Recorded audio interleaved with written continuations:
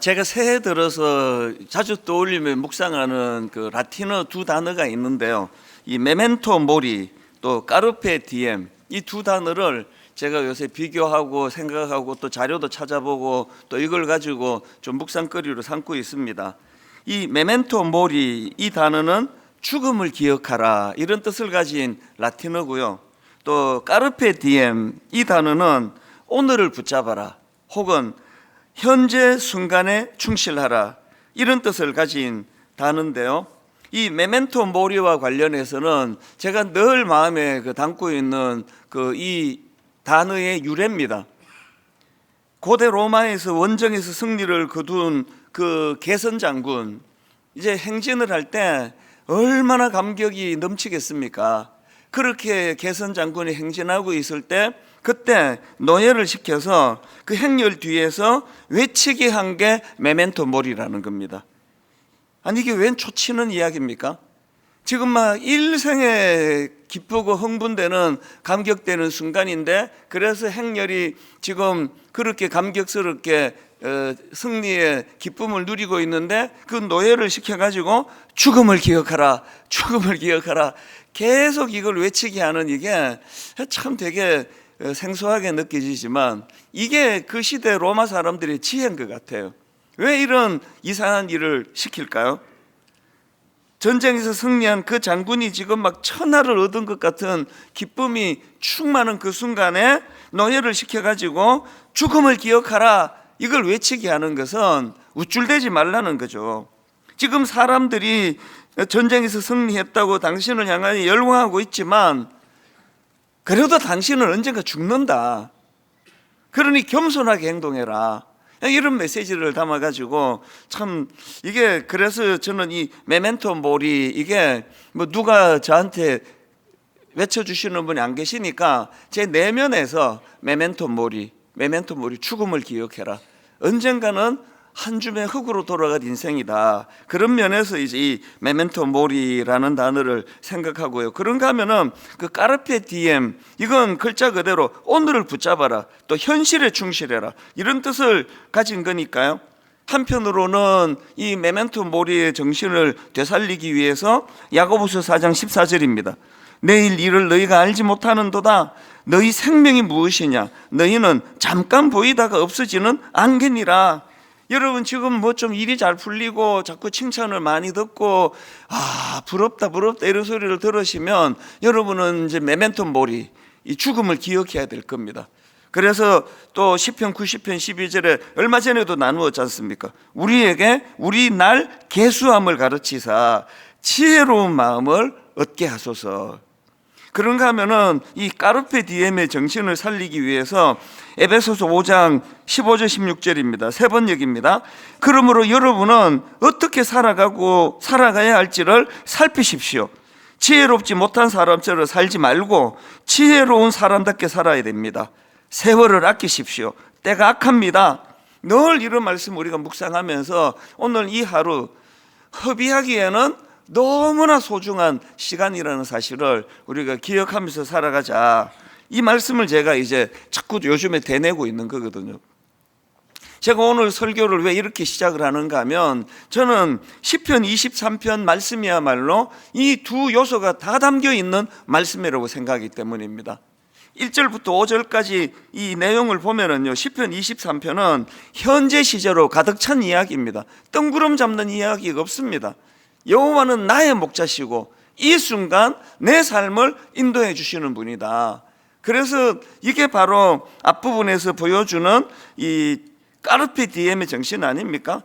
오늘 은혜를 받고 오늘 충실하게 살아가는 게 중요하지, 그 뭐 믿음이 뭐 천국 가는 티켓 얻는 것처럼 막연하고 그 천국 뭐 가봐야 알지 이런 생각으로 살아가는 게 아니라 바로 오늘 이 순간이 하나님이 함께 하시는 여기가 천국이고 하나님이 함께 하시는, 하나님 다스리는 이 현실이 이게 바로 하나님 나라다. 매일매일의 삶을 은혜를 갈망하고 은혜 주실 때 기뻐하는 그런 삶을 살아가야 되는 게 1절부터 5절까지의 강조인데요. 근데 시편 23편은 이렇게 끝나질 않습니다. 그 6절에 나와 있는 이 말씀 여러분 너무나 잘 알잖아요. 내 평생의 선하심과 인자하심이 반드시 나를 따르리니, 결론이 이렇습니다. 내가 여호와의 집에 영원히 살리로다. 여기 나와 있는 여호와의 집에 대한 분석은 여러 갈래로 있는 걸 제가 자료를 보는데요, 궁극적으로는 다윗이 말하는 여호와의 집이 그 천국 아니겠습니까? 이 땅에서 그렇게 은혜를 누리고 행복하게 잘 살았다면 그게 다가 아니다. 우리에게는 소원하고 갈망하고 마음에 꿈꾸어야 될 그 목표가 하나 더 있는데요, 항상 우리의 목표는 장례식까지가 아닙니다.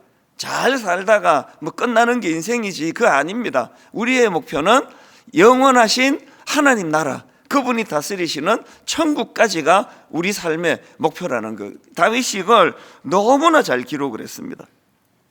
제가 오늘 이 두 균형을 가지고 있는 시편 23편 6절 맨 마지막 부분을 좀 살펴보려고 하는데요, 저는 오늘 이 본문 말씀에서 이 하나님의 사람은 어떤 사람이어야 하는가, 이 부분에 대해서 좀 살펴보려고 하는데요, 두 가지로 정리해 봤습니다. 여러분, 하나님의 사람은요, 넓은 시야를 가진 사람이어야 합니다. 제가 지난주에 이 시편 23편을 묵상하다가 6절을 보면서 영어 성경에서 유난히 그날 이 and라고 하는 이 단어가 확 눈에 들어오는 겁니다. 다윗이 지금 이 시를 마무리하면서 6절을 다시 한번 화면을 보십시오. 내 평생의 선하심과 인자하심이 반드시 나를 따를 것이다. 끝. 그렇게 끝내질 않고, 그리고 이 end, 그리고 이 땅에서 내가 선하심과 인자하심을 누리고 경험하고 사는 것이 끝이 아니라, 그리고 내가 여호와의 집에 영원히 살 것이다. 이게 시편 23편의 인생을 정리한 가장 중요한 거예요. 그래서 인생은요, 이 엔드가 있느냐 없느냐, 여러분 아시잖아요. 예수 안 믿어도 부자 많습니다. 예수 안 믿어도 잘 사는 사람 많습니다. 우리가 예수 믿고 그렇게 끝난다면은 오늘부터 교회 이거 해산해야 돼요.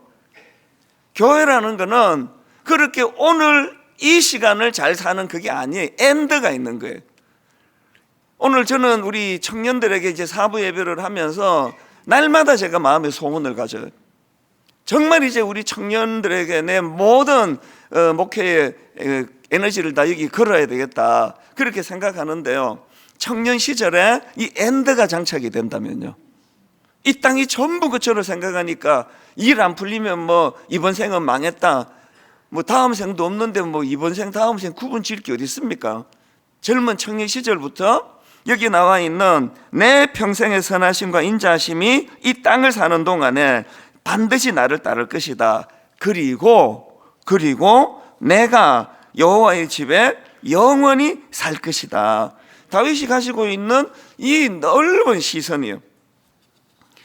제가 항상 청년들에게 당부하는 이야기지만요, 다른 목동들은 목동으로 시작해가지고 평생을 양치다가 인생을 끝내는데 대부분이 그렇게 살다 가는 거 아닙니까? 그런데 어떻게 다윗은 그렇게 목동으로 시작해서 위대한 왕이 될 수 있었냐? 그거는 어디까지 보느냐에 따라 인생이 걸려있기 때문이다. 모든 목동들이 그저 푸른 풀밭만 보고 나무만 보고 양들만 보고 이것만 보고 사니까 사는 게 무료하기 짝이었고 맨날 신세한탄이라고 살아가는데, 다윗은 그 상황에서 푸른 초장 너머에 계시는 하나님을 볼 수 있었잖아요. 여호와가 나의 목자가 되신다, 그런 꿈을 가지고 살아가다가 보니까 그 꿈이 제한 없이 마음의 그림을 항상 그려나가니까요. 그래서 제가 가끔씩 그런 이야기 하잖아요. 우리 집에 5 식구가 살아요. 제가 나이가 제일 많습니다. 저하고 맨 마지막에 회원하고는 나이 차이가 40살 나요. 모든 것들을 제가 우리 애들을 따라갈 수가 없는데 한 번씩 제가 도전을 던져요. 꿈꾸는 거 우리 경쟁 좀 해보자. 우리 집에서 내가 나이가 제일 많고 체력이 제일 떨어지지만 꿈꾸는 것만큼은 내가 너희들한테 양보하고 싶지가 않다. 어떻게 꿈꾸는 겁니까? 이 후패해가는 60만 보면은 인생을 뭐 이제 정리할 때가 됐지 무슨 꿈을 꾸느냐고요. 그런데 푸른 초장 너머에 계시는 하나님이 내 안에 역사하시고, 그리고 내 삶은 이렇게 끝나지 않거든요. 엔드가 있거든요. 그래서 내가 여호와의 집에 영원히 살리로다. 그리고 영혼과 영혼을 연결하는 그 하나님이 내 하나님이기 때문에, 아이고 뭐 이 나이에 무슨 부귀영화를 누리겠다고, 내가 그게 제일 나쁜 말이에요. 이 땅에서 부귀영화를 누리겠다고 열심히 사는 게 아니라 영혼과 영혼 있는 하나님 앞에 자식들한테 물려줄 게 있어야 될 거 아니냐고요. 돈이요? 아닙니다. 돈 물려주려고 열심히 사는 게 아니라 이 정신을 물려주는 거거든요. 아, 우리 아버지 보니까, 우리 엄마 보니까 99세까지 정말 꿈을 갖고 달려가시더라. 그게 우리가 넘겨줄 유산 아닙니까? 엔드가 엔드. 이게 뭐 허구한 날 양밖에 안 보이고 나무밖에 안 보이는데 거기서 그 시골 목동들이 무슨 꿈을 꾸겠냐고요. 양 몇 마리를 키울까? 이거밖에 없는데.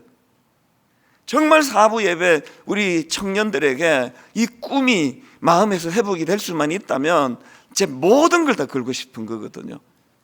사람은요, 어디까지 보느냐에 따라서, 그래서 여러분 하나님께서는 당신의 백성들에게 이런 넓은 시선을, 시야를 가지기를 원하시는 거 아닙니까? 아브라함 이야기를 창세기 12장이 왜 기록해 놨겠냐고요.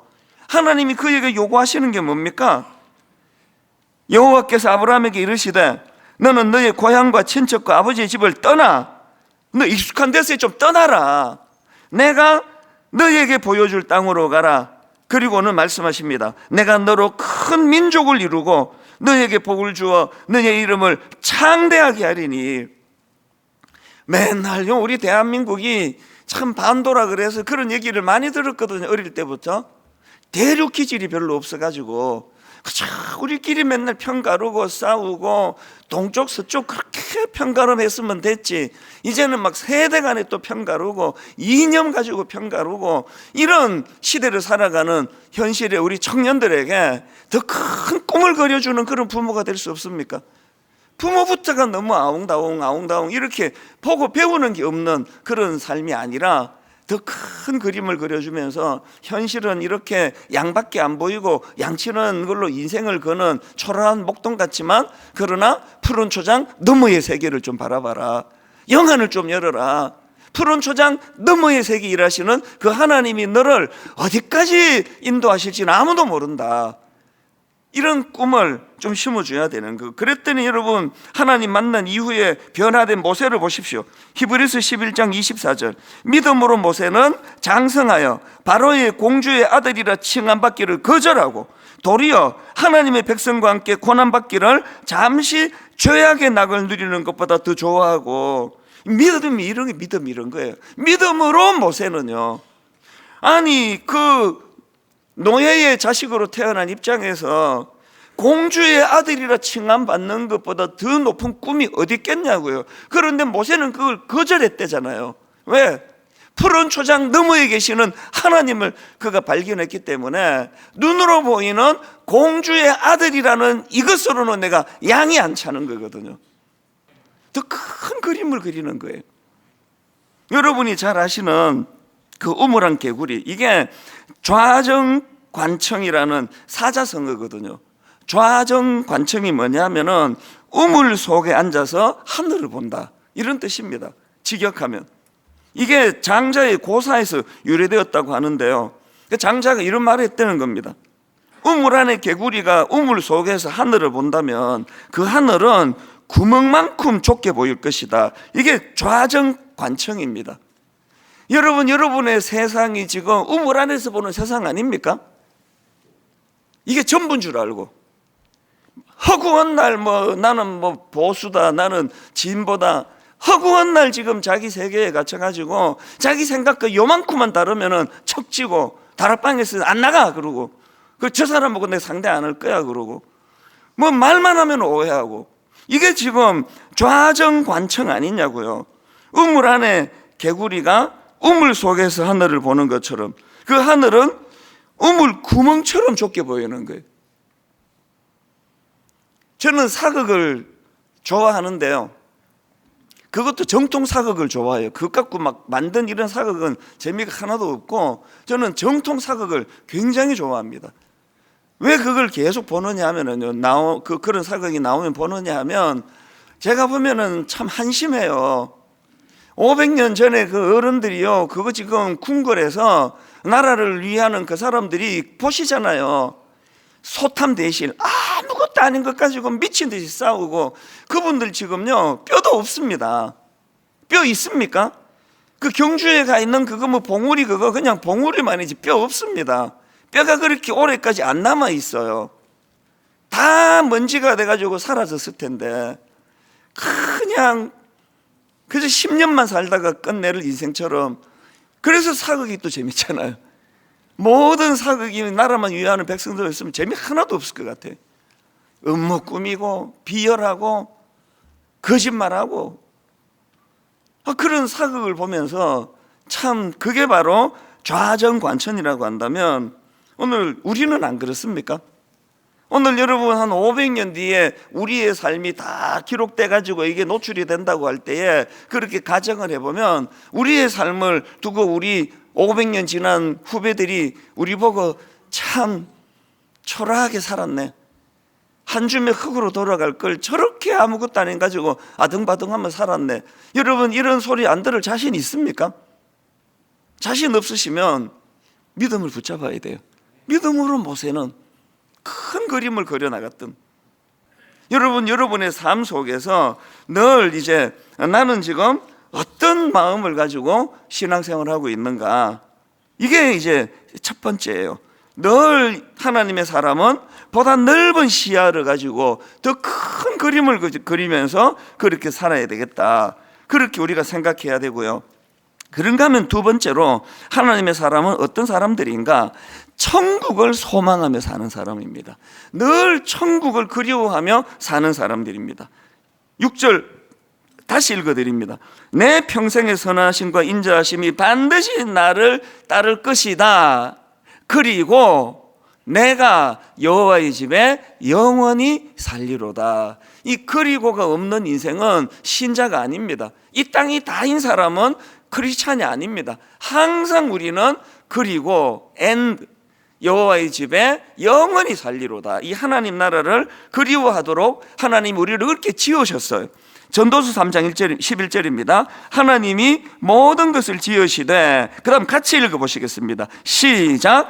때를 따라 아름답게 하셨고, 또 여기도 나오잖아요. 이 또가 있는 게 또 사람들에게는 영원을 사모하는 마음을 주셨느니라. 여러분들이 지금 영원을 사모하는 마음이 1도 없다면은요, 굉장히 지금 병든 상태예요. 뭐 잘 먹고 잘 살고 뭐 좋아 죽겠어 나는. 그게 성경에서 말하는 어리석은 부자거든요. 여러분에게 또 사람들에게는 영원을 사모하는 마음을 주셨느니라. 그래서 사도 바울이 빌립보 3장 20절, 그러나 우리의 시민권은 하늘에 있는지라, 우리의 시민권은 하늘에 있는지라, 거기로부터 구원하는 자 곧 주 예수 그리스도를 기다리노니. 그래서 바울은요, 죽는 걸 텐트를 걷는다라고 그게 표현을 해요. 자, 고린도후서 5장 1절이거든요.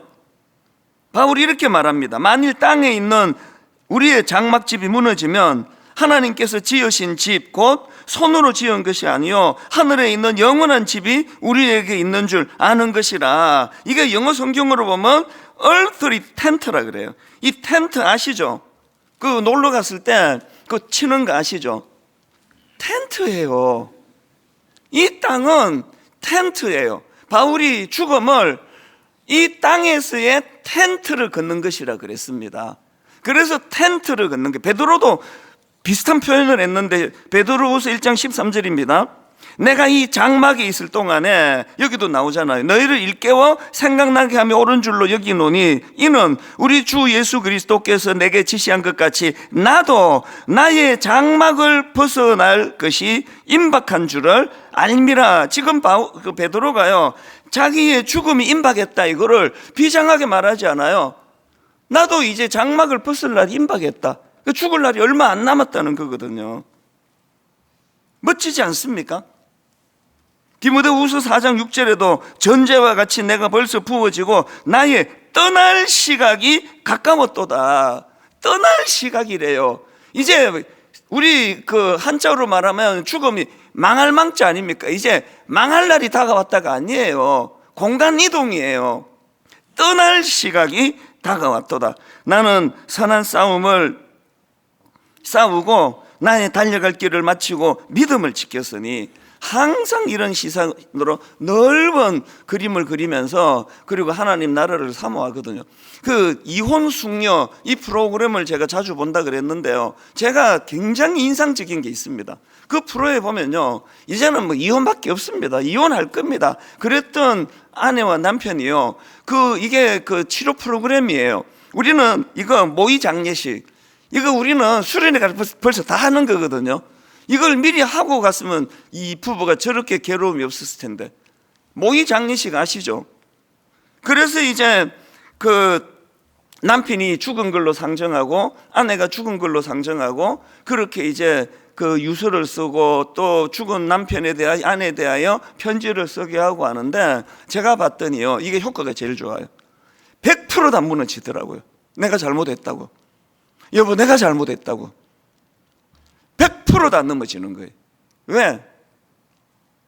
남편이 이렇게 일찍 죽을 줄 알았으면, 아내가 이렇게 일찍 죽을 줄 알았으면 내가 아무것도 아닌 이것 가지고 내가 아웅다웅하지 않았을 텐데, 막 폭풍 눈물을 흘리면서 그렇게 후회를 하고 그러더라고요.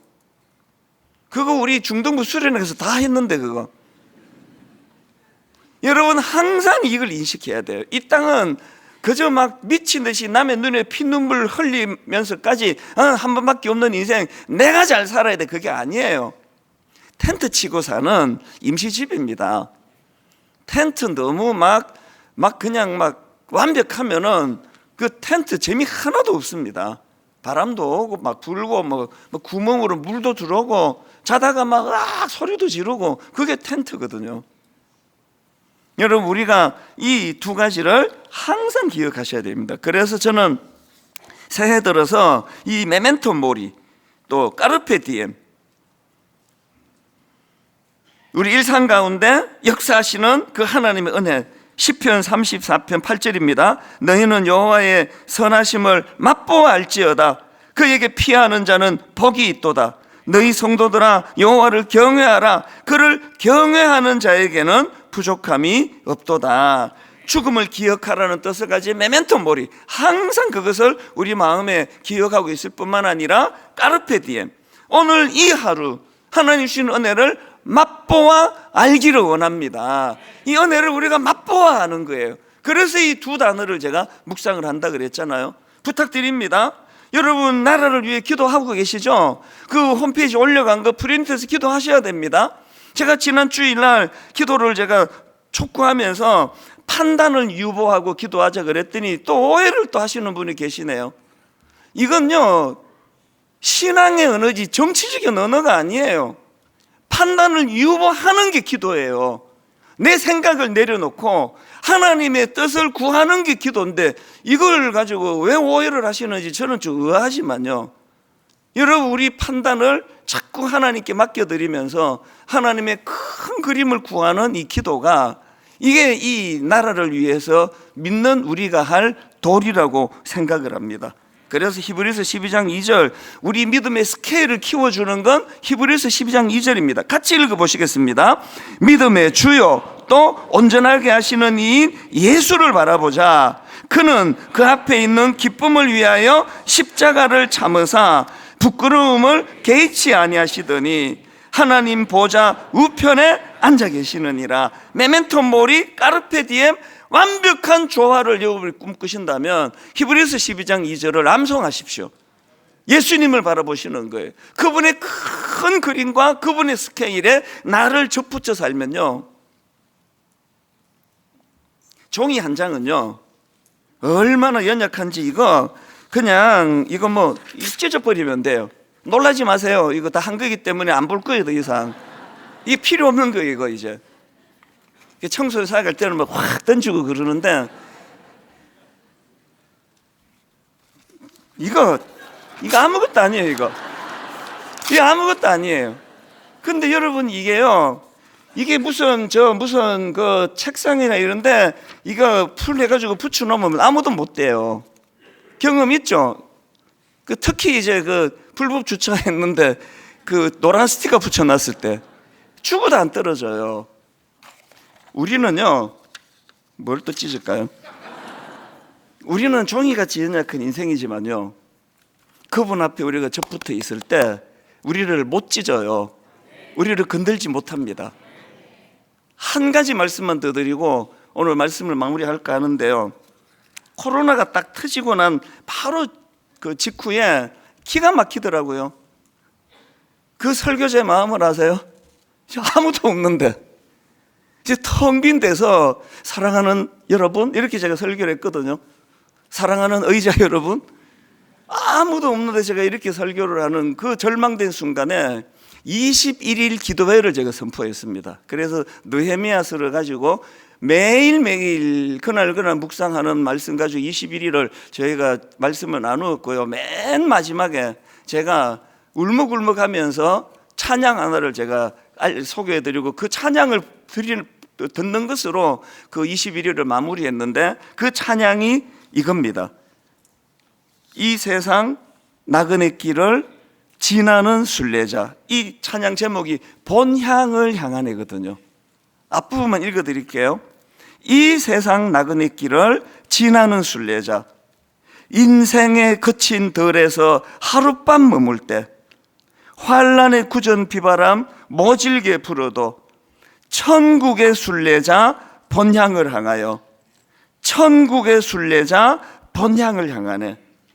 이 세상 지나는 동안 괴로움이 심하나 그 괴로움 인하여 천국 보이고. 여러분 이걸 놓치시면 안 됩니다.